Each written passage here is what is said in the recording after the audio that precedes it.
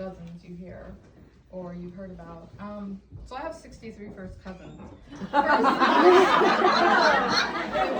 Mentioned that I was like, and I have probably quadruple of second cousins, and they're all in the area. So I texted a group family text. They're like, we have no idea. So now I know. My cousin, she just got her PhD at Hopkins. So me and that same cousin, that's kind of a good way to tell the story, arrived. She always asks me how I remember the date. April 27th, 1983. I was 5, maybe 4. My birthday isn't known actually. They made it up because there's no birth certificates where we're from. We escaped the Soviet invasion of Afghanistan in 1981. We went to Germany for asylum. Of course, there's a process. We went through it and we were accepted. So me and that cousin arrived with a couple suitcases and our parents. Both of our moms worked downtown in I think it was Mayflower Hotel, cleaning rooms. My dad washed the dishes. Her dad was a taxi driver. Both of her dads have passed away. Her mom just passed away in October, but her mom raised 6 kids in Alexandria on her own. So there was about 12 or 13 of us that went through, at that time, TC High School. All the same last names. We all had Mr. Durity. Oh my gosh. Yeah, he had his hands full. I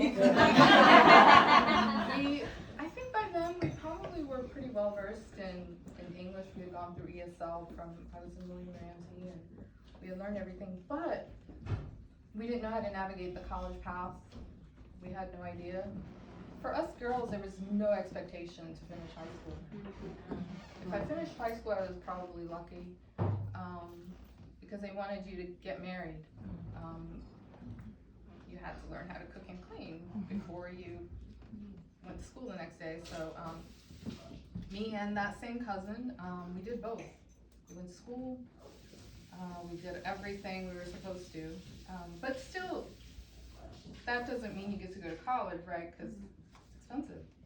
My dad and her mom never made more than, I would say 25. I did his taxes, so I know. 25, maybe 28,000 a year. Wow. With a family of 6. But my dad knew I loved school, so he knew I was good at it.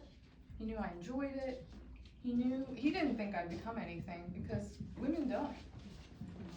In that culture, they don't. My mom never did.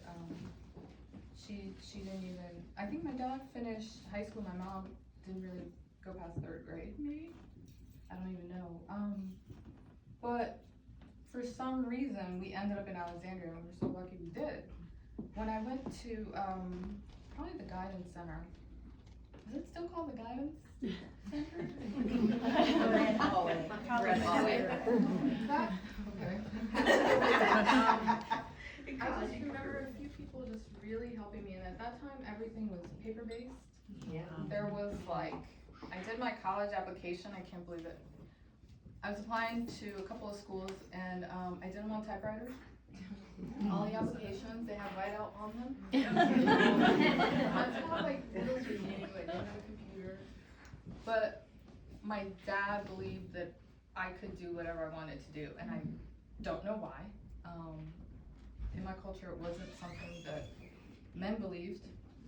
Women certainly didn't. But I got into a few schools, and my top choice was UVA. And my dad said, well, how are you going to do it? And I said, I don't know. And then one day I stumbled upon, I think it was that first scholarship application, and I expected it to be a 1-year award, but it went for 4 years. I got the Larry Trice. He was my trigonometry teacher. With trig type thing. And I just, ever since I graduated college, I've just always, at that time, my family was going through difficult things. I graduated college and bought them a house in Fairfax so my siblings could go through, I was 21. Wow.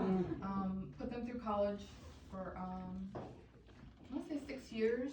We all lived in one house. I was working in IT in Reston, and that's when my dad kind of started getting sick. He had Parkinson's, but he had some sort of aggressive form of Parkinson's. But I wanted to go to grad school, and here again, everyone's like, get married. And my cousin was like, don't do it, because they, my younger brother and my younger sister had arranged marriages. They went back home, brought their spouses over here. They lived in the house too. I was there. But I said I want to go to school. And I applied to UVA, Darden, got in, and then a mentor of mine was like, you have to apply to Harvard. It's just steep. And I applied and I got in, and people were outraged.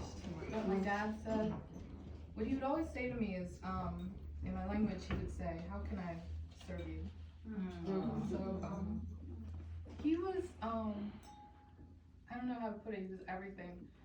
But when I thought about my successes, and I have my own company now, I married a person of my own choosing. I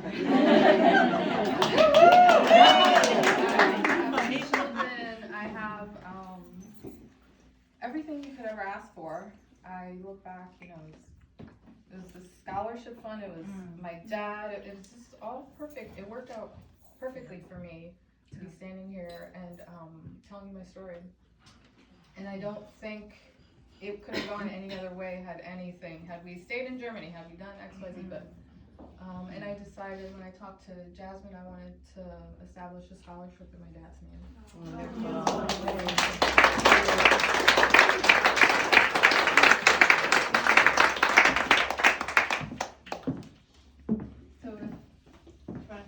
Go ahead. if I could just, you know, my story is important, and I think it's the story of so many immigrants, so many, it could be anyone, honestly, who couldn't have made it to college without T.C. Williams Alexandria High School, without SFA, without the support of people in the Guidance Center. Every day I'd walk in and I just remember them giving me paper applications, and I would apply to scholarships, and I graduated with I think like a very small loan, nothing more than that. That's what enabled me to buy the house and have my family live there. And then they went, all three of I told my siblings, either you go to college or you move out.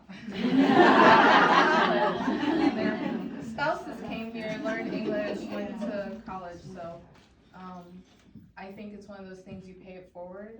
Somebody paid it forward for me, and I'm so grateful that you all pay it forward for others. And I just kind of want to do the same. So thank you.